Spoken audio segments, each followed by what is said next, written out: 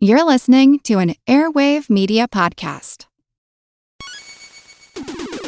Recorded in Chicago, Illinois, with your hosts, Ken, Matt, Neil, and Jeff. This is Triviality.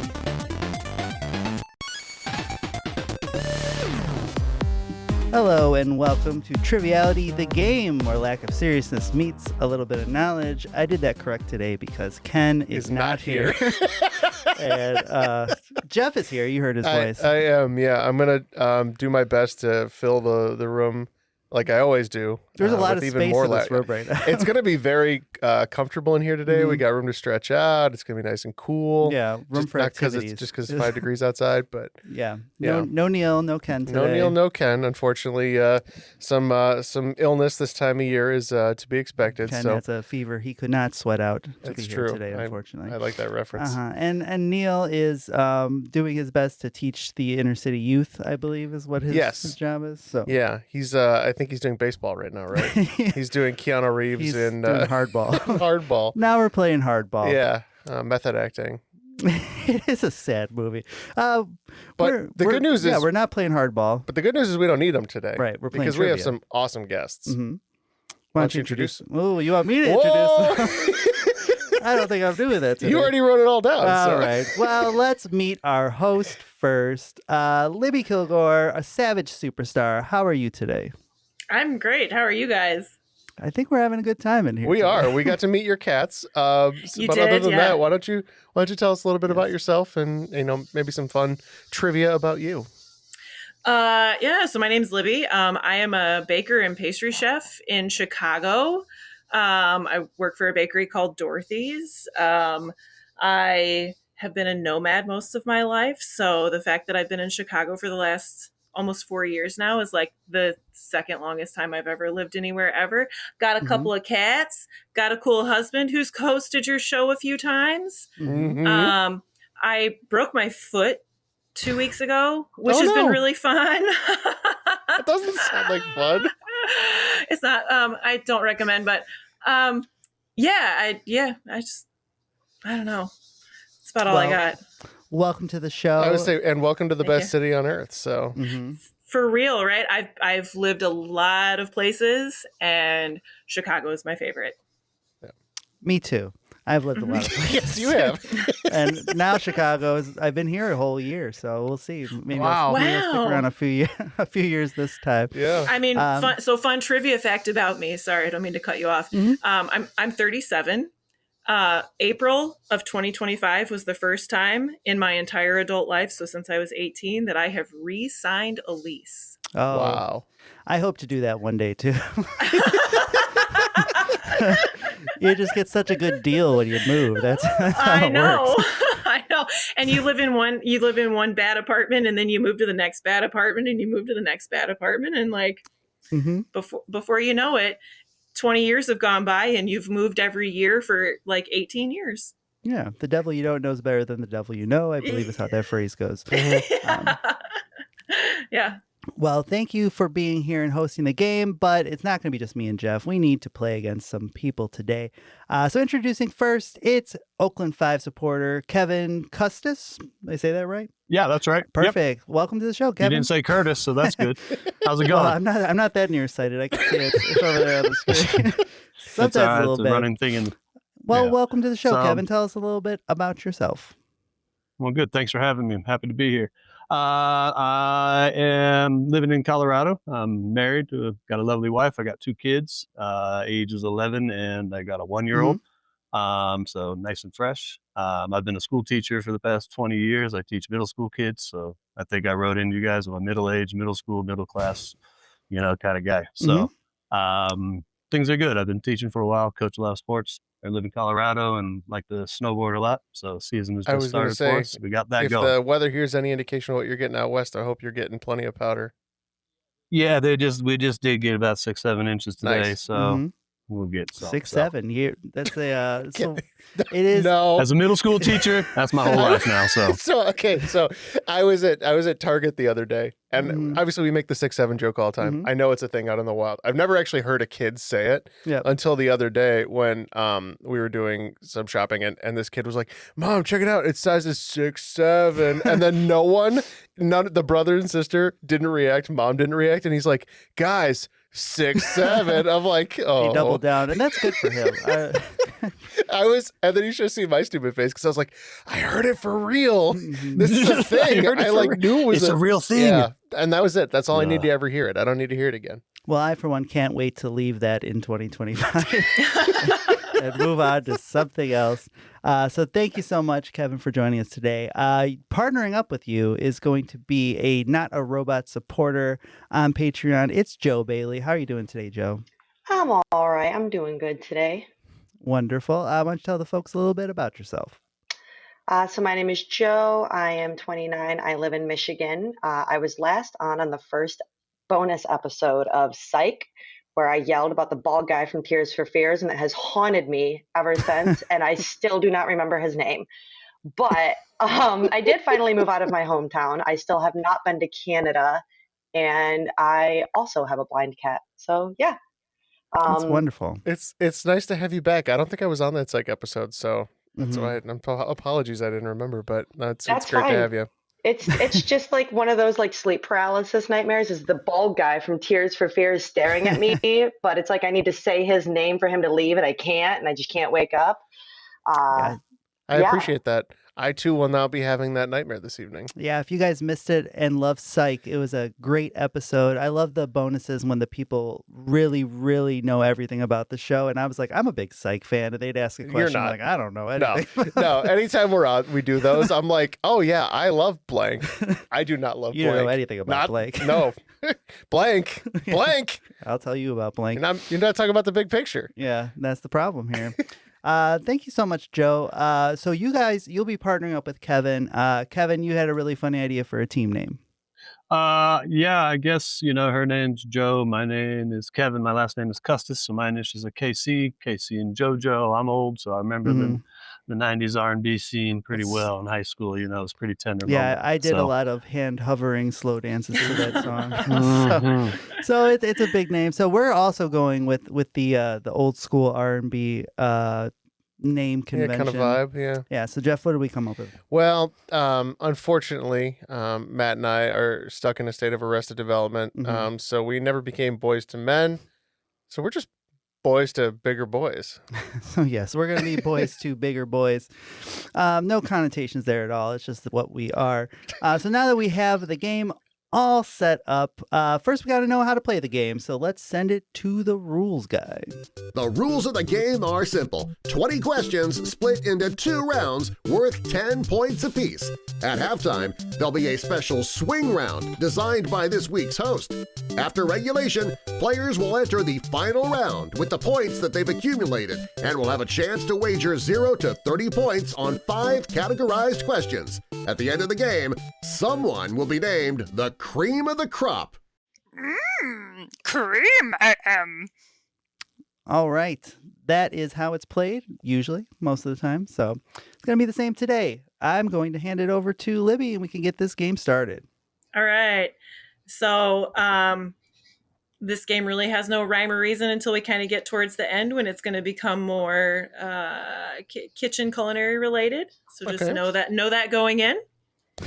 And if you guys are ready, I got question 1. We are ready to dig in. All right. Though Beetlejuice is most commonly associated with movie star Michael Keaton, it's actually a real star.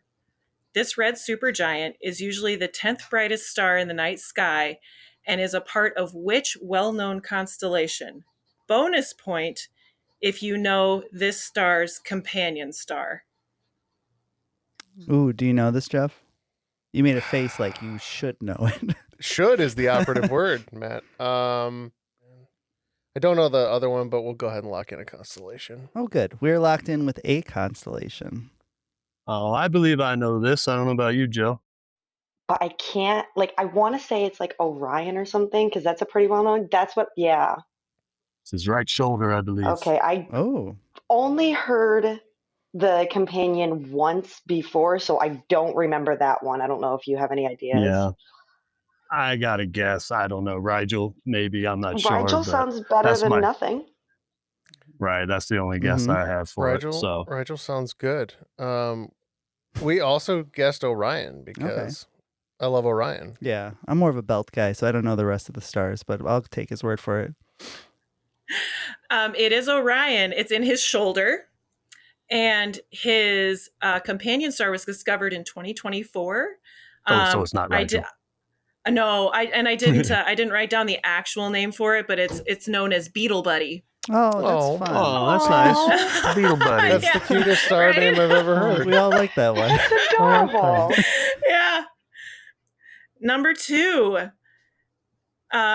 Beginning as a small coffee shop in Japan, the owners of this business fled to New York City after the atomic bombs were dropped at the end of World War II. Becoming a widely popular restaurant chain in the 80s and 90s, this business still boasts over 70 locations worldwide, and chefs spend up to 6 months training for their roles. What is this restaurant? All right, well, we don't know anything, so we're locked in with something. Okay. Yeah, I'm kind of at a loss.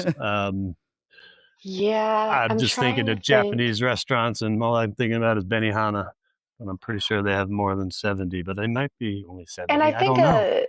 I've never been to a Benihana, but I feel like their chefs don't take 6 months to do what they're doing. And they're the ones who perform in front of you, but yeah. Look, I don't know how they got all those. They got all those tricks, and they make the volcanoes. That's fair. I don't know. So I feel like, did she say something about coffee? She did. They said they started off as a coffee house in Japan. I'm trying to think of something that would have. Right, that's what my aunt's Japanese, and I go to New York frequently. I'm literally flying out in a week, and I feel like I should know this. I mean, we can lock in Benihana. That way, it's at least a restaurant. At least in Japanese style, and they have cooks who, I don't know. Let's throw it out there. Sounds good to me. Sounds good. We're locking in. Well, they had a reason for their answer, and we don't. So I think we don't. I thought it would just really be funny if they spent 6 months training their staff at Ruth Chris Steakhouse. Oh, I was at Central Perk, so you're probably ahead of me. It is Benihana. Oh, wow. Ooh, I would have thought there were more than 70 locations. I think that's what threw me, because I've been to like 3 Benihana, and I was like, there's got to be like a couple hundred. To 7% of them. All right, so we're throwing it way back now. The U.S. may very well have the metric system were it not stolen by pirates. Which U.S. Secretary of State is responsible for ordering a kilogram and meter standard from France to propose the metric system as the newly formed United States' united form of weights and measures, only for it to never show up?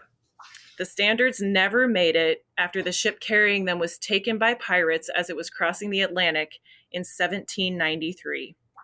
How's your knowledge of early Secretary of States? I've watched Hamilton a lot. Okay, so you probably got this. I'm trying to think of the characters in there.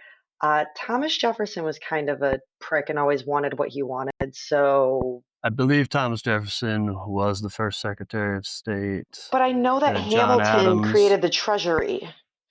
My gut is kind of saying Jefferson just because of how, like, he went to France. He was known for being in France. He came back.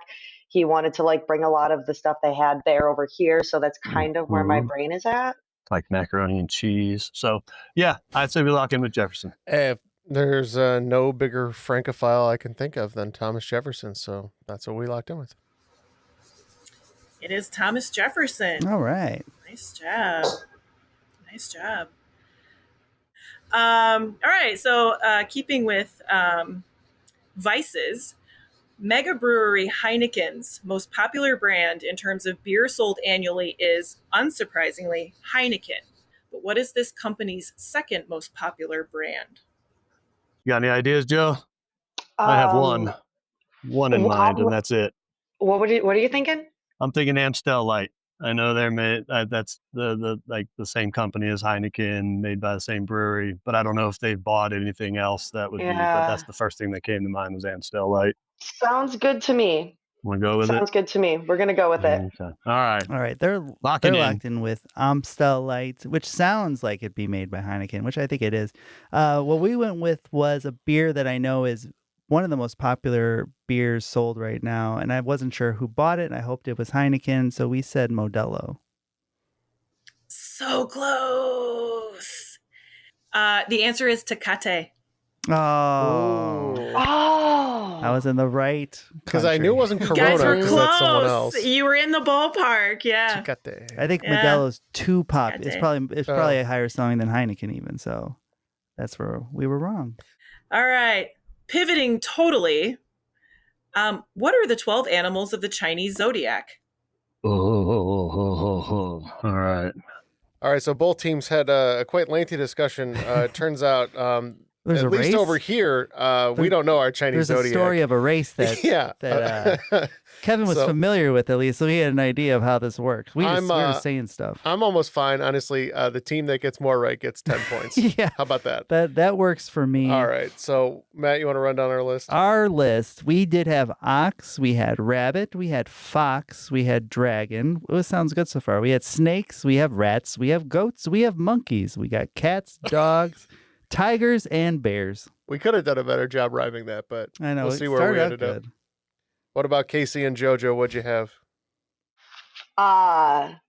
We had rat, rooster, dog, cat, pig, dragon, rabbit or hare, fish, horse, snake, goat, and ox. All right, Libby, did any team get all of them?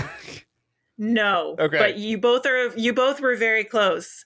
So the 12 animals of the Chinese zodiac are the rat, the dragon, the monkey, the ox, snake, rooster, tiger, horse, dog, rabbit. You guys got it with goat, and the pig. So we had 9. How many did you have? 10. 10. So you All guys, right, We had we'll give you the 10 10 winners, points on Casey that. and JoJo.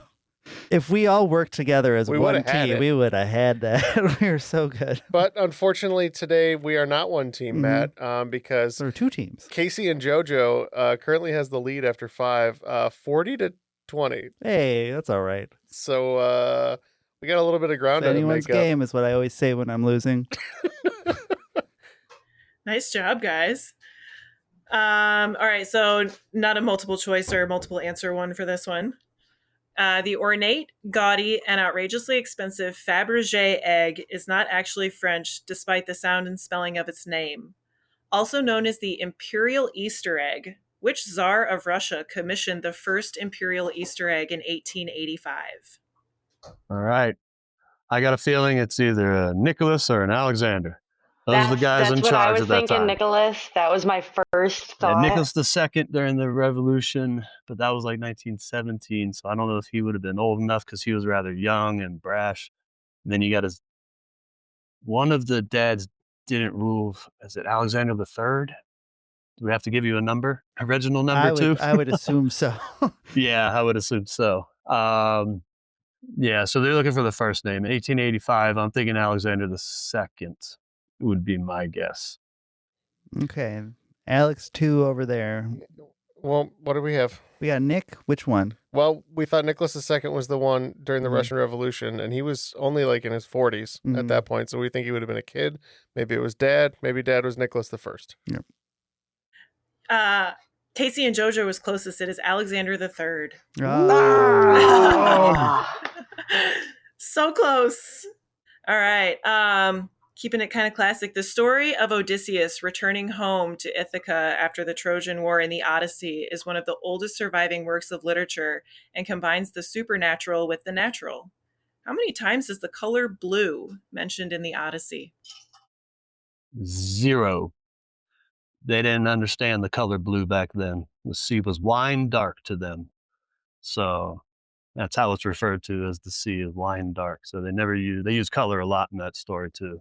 And blue is never mentioned once. That is one of my favorite things. Blue is one of the colors that usually shows up linguistically last in a lot of languages. And so we agree. We said goose egg. They had never heard Eiffel 65. No, it would blow their minds. You guys are both right. 0. That's wonderful. It is wonderful. Well, great fact. Fun fact, black and white are mentioned most. Okay. Well, to be a trivia question, it has to be 0 or like it has to be or like a 365. Yeah. It's like some random number. Yeah. All right, going in a totally different direction now. Over the course of the moon landings, we've left all kinds of things up there, never to return. These things include spacecraft, scientific instruments, flags, and family photos. We've also left bags of poop. How many bags of poop are Apollo missions responsible for leaving on the moon? Jeff wrote poop in large letters. He was really excited for the answer to be poop, but it's not. Unfortunately, we have to guess how often they're dropping. You have to guess a number. You have to guess how many poo bags are on the moon. All right. It's poop again. Okay. We're gonna do some poop math. The old man said and we'll lock in. You think, okay, so they're up there this many days. How many calories do you think they intake? I'm like, okay, yeah. How many landings times how many guys times how many days is how many poops? Yeah, but how is it a singular bag? Is this a one I don't bag? I don't think they're like sharing bag. I don't think they're putting like 6 or 7 poops in one bag, and then they're like, we're gonna gather up these poops. All right, I think it's one and done. Okay, you get one poop per bag. So something like. What are we looking at? Oh, no, I'm thinking... You're thinking more or less. Way more poop. Oh, my God. Yeah, okay. There's way more poop on the moon than that. So I'm trying to think of, like... They obviously... I mean, they're not going to poop in the suit, but I feel like, They pee in the suit, though. But listen, there could be an emergency. You're lactose intolerant. You accidentally eat some air-dried stuff that has lactose or something in it. There's an emergency. What do? I think there might be a little, like, doggy diaper inside the suit just in case. You take it out. It drops out the back. You got to get rid of it somewhere. They like a little garbage suit. They dropped Jack Swaggert's ass off of Apollo 13 for having mumps, and he didn't even have them. There is no way they sent lactose intolerant astronauts up there. And what if it's just one big collective bag of poop? That's what I was thinking. They could have several individual bags for their individual poop, and then they could put all those bags in the one bag. So then there's just one giant bag of human feces per trip to the moon. 12, I think 12 works. One per mission, and it's just one giant doo-doo bag. Cool, and there's 12 in the Zodiac, so that's very logical. So you guys, they're going with 12. What do we say, Jeff? All right, so first I took that there were 3 men in each Apollo mission, right? And the missions were like 7 days, and then I multiplied that by 6 missions on the moon, and I decided that I didn't want to do that math in my head. They probably had 1 poop bag per trip. We said 6. I wish those were right. It is 96. Oh, wow. It's a very large amount. All right, so not poop related. The 1990s Joe versus the Volcano is a quirky, campy, minorly successful film turned somewhat cult classic that had a packed cast list. This list includes Tom Hanks, Meg Ryan, Nathan Lane, Robert Stack, Ossie Davis, and Lloyd Bridges. Adding to its quirk is that one of the cast members actually played 3 different significant roles. What cast member played multiple roles? And bonus point if you can name the characters. I haven't seen this movie in years, and the only part I remember is that guy just saying, "I'm not arguing that with you. I'm not arguing that with you," in the back of the phone, and that's all I can keep thinking about. It's on my list to watch, but I haven't watched it. I've just been on a horror movie kick lately. I have the DVD, but I think I want to lock in with Meg Ryan. I think she would do the most. I don't know her character names, so. But Meg Ryan, lock it in. Yeah, if we can't name 3 characters, it's a tough one anyway. We went with their rom-com cohort, Tom Hanks, saying that he played Joe, the volcano, and he also played Joe's friend who dies at the end, who is a character, I assume. I've never seen this movie. I don't know anything about it. Phenomenal guess. You guys are going to have to go watch it now.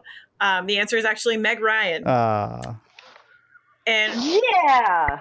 Her characters are Dee Dee, Patricia, and Angelica. So now you're going to have to go watch it to see how different they all are, because they're all very entertaining.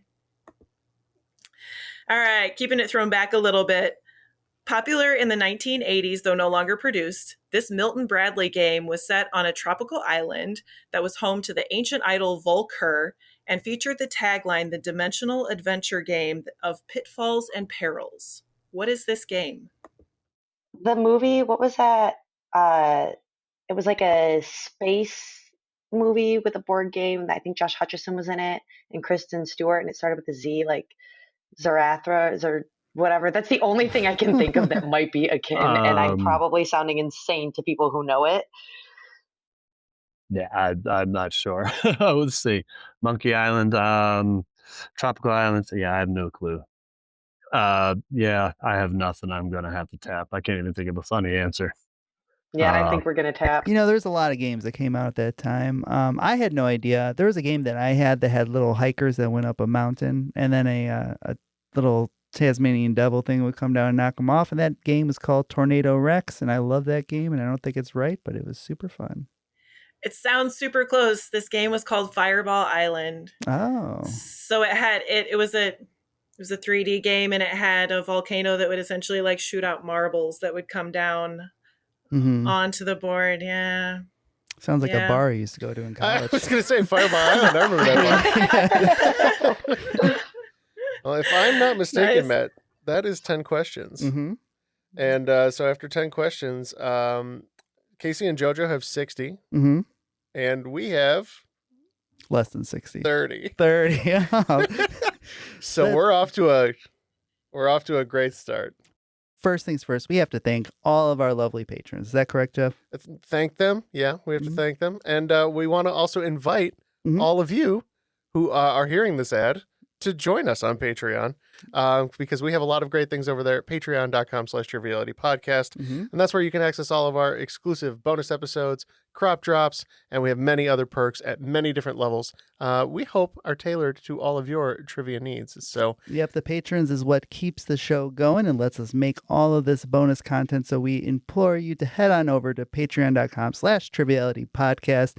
For as little as $5, you do get all that bonus content. And most importantly, you don't have to hear any of these ads. Yeah. So what do you want? What do I want? I want to use my degree for good. And in general. I kind of meant like a muffin or a latte. I want a job with a generous work-from-grocery store policy. You are here a lot. Debbie, please, I'm working. I want a job that will change the world. Ma'am, this is a drive-thru. And some nuggets. With LinkedIn's new AI-powered job search, you can find roles that match your unique skills, so you can dare to discover more. Visit linkedin.com/jobs to learn more.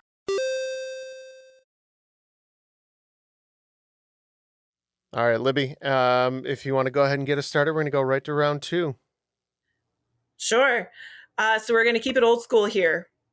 37-million-year-old remains have been found in the Antarctic of a colossal, cold-loving creature that could fly through water and walk on land.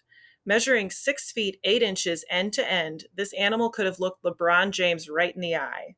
What is this creature? Flies through water, walks on land. I don't know. Immediately makes me think penguin.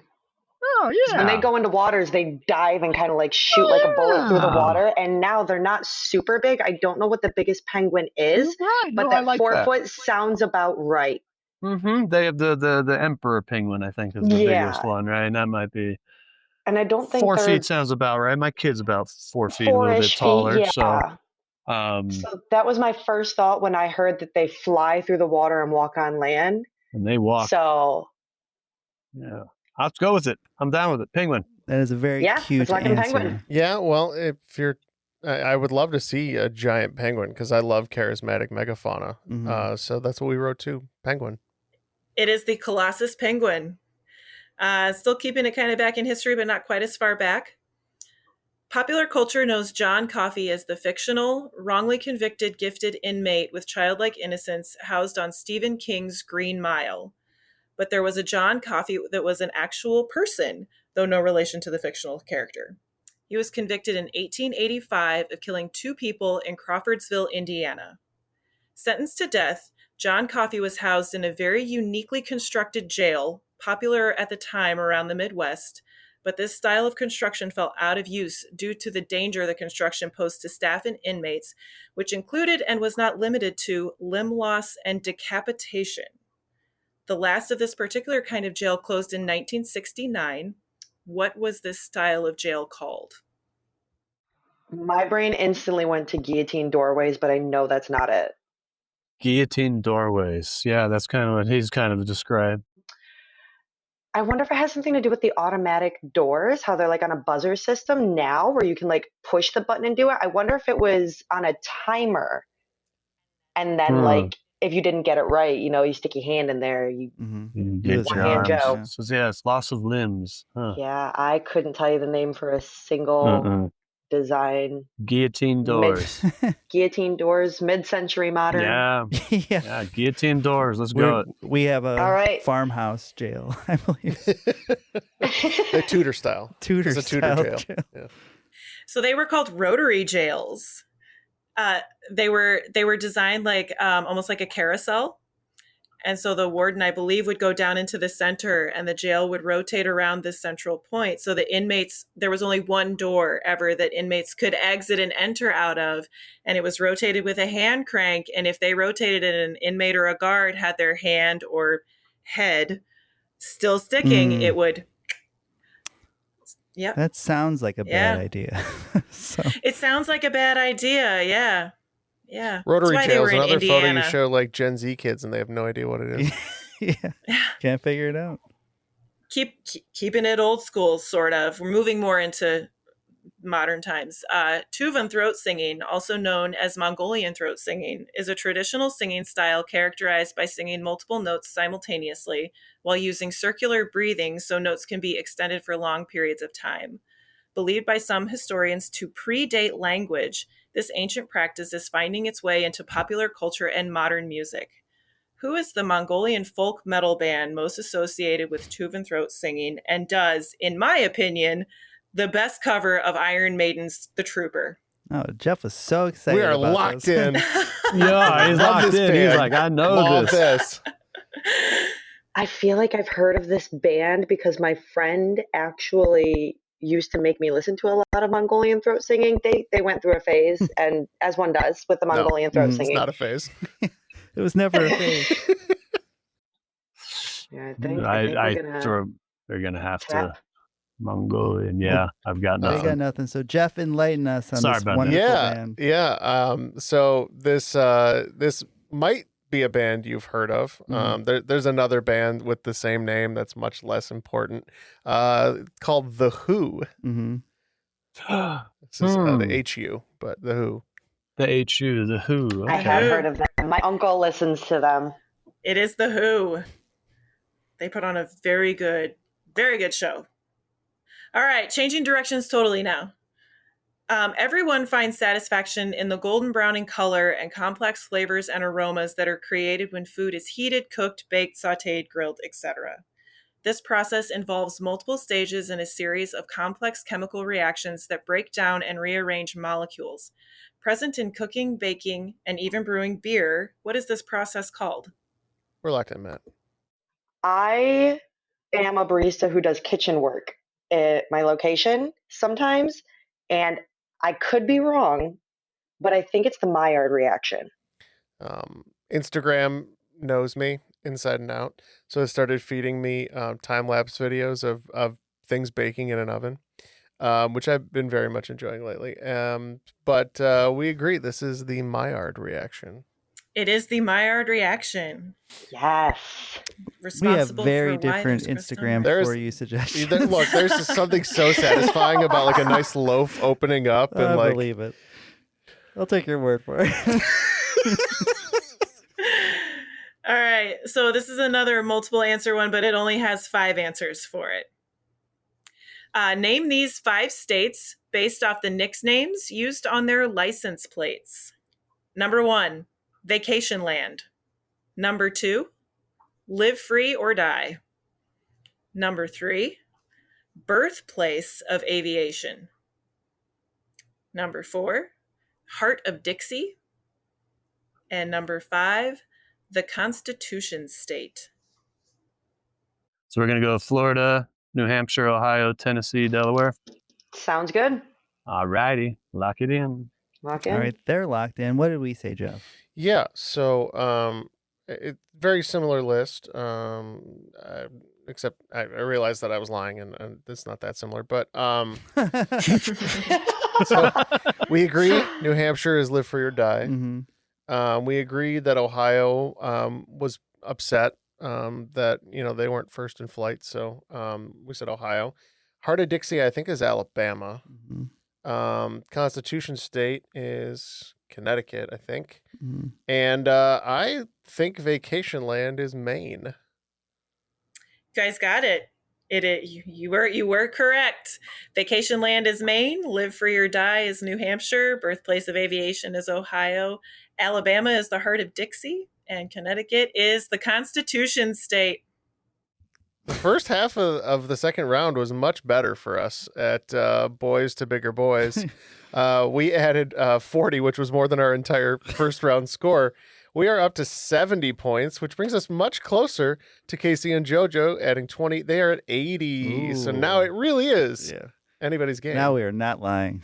Good call. Nice job, guys. All right. So my twin sister is a very talented ceramicist. And so I got this question from her. Pottery is a term generally used to refer to food-safe or functional ceramic wares like bowls, mugs, crocks, teapots, etc. Part of what makes pottery pieces functional and food safe is that the clay is fired hot enough and for long enough that it is no longer vitrified. How many firings do pottery pieces typically go through? And a bonus point if you can name the terminology associated with the process or processes of the firing or firings. Okay, so my best friend does pottery. She's made me multiple bowls and mugs. I also get a lot of crafting videos because I own a small business, so I get a lot of creative things on there. My first thought was you make it and then you put it in the kiln and then you take it out and then you add an underglaze and then you put it back in. So you bake the underglaze, take that back out, add your color, bake it again, take it back out and add your top coat, bake it again. Glazing sounds good. So we call it glazing. We could just say glazing part 3. The kids use that term. They mean something different, though. Yeah, they do mean something different. Is that a thing? It is a thing. It is a term, yeah. The kids you pay use. for the top coat glazing, it's an extra $10K on your car. I will say that if the answer truly is 4, then I need to glaze Matt for his intelligence because I wrote 4. You're like, I was like, stupid. that's so many. Too many. So we went with 2. How can you bake a pot 4 times? Because I definitely talked about a 4. So let's see what the correct answer is. But we went 2. 2 is the correct answer. Oh. And they're called myself. bisque and glaze is the second firing. You Glaze do it all is in one setting instead of doing multiple settings of glazing. Keeping it artsy fartsy. Blue Rider, The Bridge, Bauhaus, and the Berlin and Dresden successions are all smaller art movements within a larger early 20th century art movement that is characterized by depictions of distorted realities, exaggerated emotions, and sharp contrasts. What is the name of this broader art movement? Surrealism? With the Dali, yeah. Yeah, because notoriously there's lots of weird things happening going on. Mm-hmm. I don't necessarily know that it's categorized by bright colors, but that's instantly where my brain went. But abstract isn't a bad guess. We'll go with surrealism. All right, surrealism locked in. We went ahead and guessed brutalism. Close. This was the first time I got to put my art history degree to use in almost 20 years. It was my favorite. It's called German Expressionism. Oh, crap. Oh. That's right. I definitely knew that. Yeah. German Expressionism feels brutal, so yeah. I feel nothing. Yeah, it's a solid guess. All right, so now as we get closer to the end of this, we're going to start moving into culinary questions. Chefs wear many hats in the kitchen, both literally and figuratively. One of the most iconic of these hats is the tall, white, pleated hat known as the toque. While nearly everyone sees this style of hat and associates it with chefs, not everyone knows the culinary significance, the specifics this hat holds. How many pleats does a traditional toque have, and what do they represent? All right. I am very confident that this is 100 folds because it's 100 ways to cook an egg that you learn in culinary school. Oh, there you go. I'm 100% confident on that. I will go with you because I'm willing to lock in on that. This much confidence. So your 100% is much more than mine. Yeah, I definitely feel like some of those ways have to be doubled up because I haven't actually looked through all the 100 different ways. But we also said 100 and to prepare an egg. Guys are both right. It is 100 and 100 ways to cook an egg. All right. Actually defined in 1806, the cocktail has been a popular way to consume alcohol dating back as far as the 17th century. Though a variety of classic and traditional cocktails have remained relatively unchanged and held on to their origins, many have also taken on new flavor profiles and identities. One of these is the Corpse Reviver. Popular today, the Corpse Reviver number 2 is a gin-based cocktail with Lillet, Cointreau, lemon juice, and often absinthe. This is very different from its OG big brother, now called the Corpse Reviver number 1. What is the original Corpse Reviver comprised of? All right, Matt, cocktails question. You got this locked in. This one, I definitely have no idea. I've never had a Corpse Reviver. It sounds delicious. I for half a second, I thought she was saying Corpse Survivor.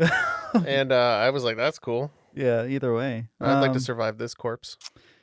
They said it was very different, so my thought would be something with whiskey or bourbon if it's going to be different from the original. So take the gin out and add a whiskey or something. I don't know. I like the idea of just taking out the gin and substituting with whiskey or something. Yeah, I think the whiskey would be good, and maybe sub the absinthe for like a rum, since there's 2 liquors. Sounds great. All right. Let's do it. So what do we got? Whiskey, Lillet, Cointreau, lemon juice, and rum? Yep. All right. All right, so they're locked in with that. I thought that this was going to be something that's really going to wake you up and get you going. So I said it's going to be a little bit of Red Bull. You got your Monster. It's going to be the blue one, the sugar-free one, because that's really important for flavor. It's got Hennessy and then just a dash of cocaine. Oh, just a dash. And an egg white. Just a smidgeroonie. So the original Corpse Reviver was cognac, Calvados, or another kind of apple brandy, sweet vermouth, and orange bitters. That actually sounds pretty good, to be honest. Not too bad. All right. There are many staple appliances found in kitchens today. You're kind of an anomaly if you made it through COVID without somehow obtaining an air fryer. I did not. Irving Naxon's invention hit shelves in the 1950s and was originally marketed as the Naxon Beanery and was not a great success. Rebranding in the 1970s led to huge success, however, due to a change in the name. What is the common name for this invention today? So my brain went to coffee beans because I think in my brain, pour-overs were around a lot longer before either coffee grinders for your beans instead of like taking a hammer to them or whatever they used to. I don't know what the heck they used to do. Take their Jello and K stapler and just probably smack had a the hand beans. grinder. They probably had a little hand grinder that they would just kind of so grind I them up wonder with. if it could be like a coffee grinder because of that, or just a regular coffee pot. But I feel like coffee grinder might be a better answer. Yeah. Or on the automatic coffee machine at home. Because I think a pour over would have come way before like an actual machine with like electronics to push the water through. Right. So my guess would be either a coffee pot itself or a coffee grinder. Coffee grinder. Okay. Let's go with it. All right. Coffee grinder locked in. Yeah. So I don't know if you guys know this, but I used to work at a coffee shop. Used to. Yeah, we heard. I used to. Yeah, it's all gone. We talked about coffee a lot. Beanery doesn't sound like something you'd want to put on your countertop, but a Mr. Coffee does. So we think that it's the coffee maker. Specifically, I think it is the Mr. Coffee, but we're going to lock in with that. It is the crock pot. Crock pot. I wondered. I was like, there was one other option that popped up. I was like, is it the other kind of beans? But because they marketed it for like slow roasting your beans all day. Yeah. Crock pot. Learning something. I'm definitely learning things this second half. I will tell you that much. I've also been learning things this second half, and you know what I learned, Matt? What? It's 90-90 going into the next final 5 questions. So It's really anybody's game. Really is. All right, so today the final is going to be all baking related. So I figure we got 90 points. We are going to just wager 15 points on each of them. That works. All right, we are wagering 15. What are you guys doing? Why don't we make it a true even game and do 15 all the way down too? Okay. All right. There we go. I'm a little intimidated by the combination of Bake Off and kitchen experience. So. Yeah. But it all comes down to these final 5. So let's get the first one. All right. First question. What is the name for this traditional French pastry that you would see at weddings or first communions or other celebrations of the like, that is a pile of profiteroles held together with spun sugar and whose name translates to crunch in mouth? Next question. Chiffon, angel food, Genoese, biscuit, and jacanade are all varieties of sponge cakes. Known for their light, airy textures, these cakes all involve folding whipped egg whites into the batters as part of the mixing process. Though the process for all of these cakes differs slightly, only one calls for the cake to cool inverted to avoid collapse. Which variety of sponge cake is this? All right. Bread has been a staple of human diets for thousands of years and utilizes an almost endless array of techniques and processes, which result in an array of final product forms and flavors. A key component in many kinds of bread is yeast, which also comes in different shapes and sizes. While commercial yeast like instant, rapid rise, and fresh yeast are simple additions, many kinds of bread use pre-ferments. A pre-ferment is a mixture of flour, water, and yeast, either commercial or naturally occurring, that adds flavor complexity, dough extensibility, and dough extendability. What are the 4 common kinds of pre-ferments? All right. Meringues are an important component in baking, from pie toppings to aerators in cakes to buttercream frostings and to the whole reason we have French macaroons. There are 3 ways to make meringue. One way involves slowly adding granulated sugar into whipping room temperature egg whites. Another way involves pouring a boiling sugar and water mixture into whipping egg whites.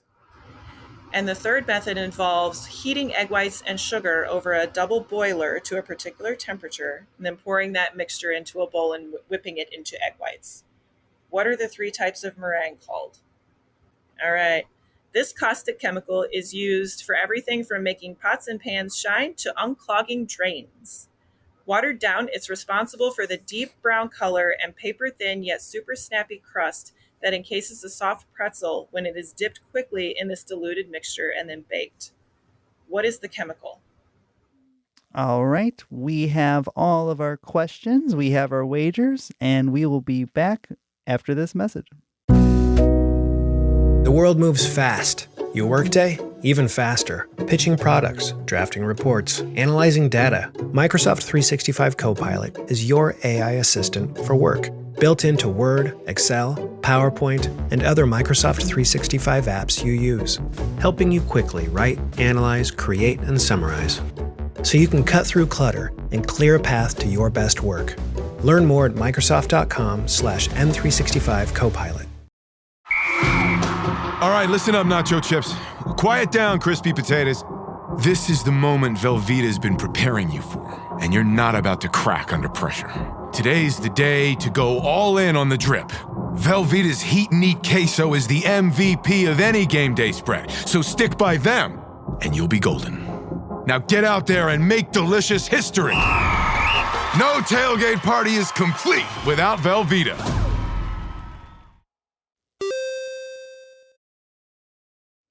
All right, we are all locked in. You guys are locked in. We're not feeling confident. It didn't sound like you're confident either. So let's go through these. These are hard. These are hard, and let's get those answers. Let's learn about baking today. Let's learn about baking. Sure. What is the name for the traditional French pastry that you see at weddings, first communions, and celebrations of the like, that is a pile of profiteroles held together with spun sugar and whose name translates to crunch in mouth? I've never had one, but it looks pretty, and I'd like to have one day. We believe this is a croquembouche. It's got the same word in it. It's got the same word in it. All I knew was the French word for mouth is bouche. And so Joe came up with amuse-bouche, right? I've heard of amuse-bouche, but I think croquembouche that sounds crunchy. It is croquembouche. More cake. Chiffon, angel food, Genoese, biscuit, and jacanade are all varieties of sponge cakes. Known for their light, airy texture, these cakes all involve folding whipped egg whites into the batter as part of the mixing process. Though the process for these cakes differs slightly, only one calls for the cake to cool inverted to avoid collapse. Which variety of sponge cake is this? I think it's the only one I've participated in helping to make, which is as far as I go when it comes to baking. And we said angel food.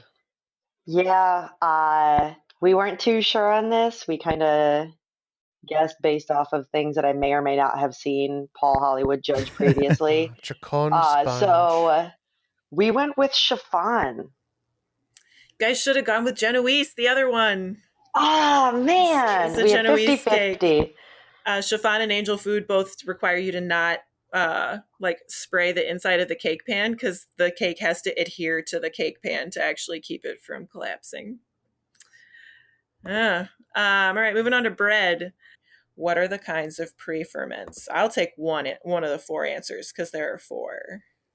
So for the one we went with, we had a few different ones, but we thought that two of them were potentially aerobic and anaerobic. So we're going to say aerobic as our locked-in answer. What do you guys say? Did you have an answer? Did you have an answer? We had answers that probably aren't right. Mm-hmm. Which one do you want to pick out of there? Rye, wheat, sourdough? You did say a lot of breads. We said a lot of breads. Yours sounds very scientific and logical. Yeah. Yours sounds tastier. I just go with. Yeah.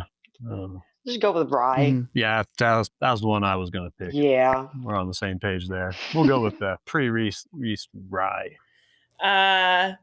So the four kinds are levain, which is your sourdough starter, flour, water.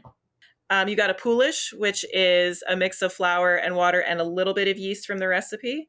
Sponge is flour, water, and the entire amount of added yeast from the recipe. And biga is the same, but it's much stiffer. So.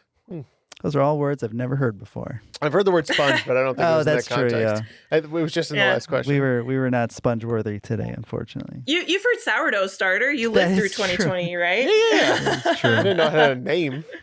I was physically there, yeah. I was living in a 280 square foot apartment in LA, so I did not have a kitchen for any bread baking process. Yeah.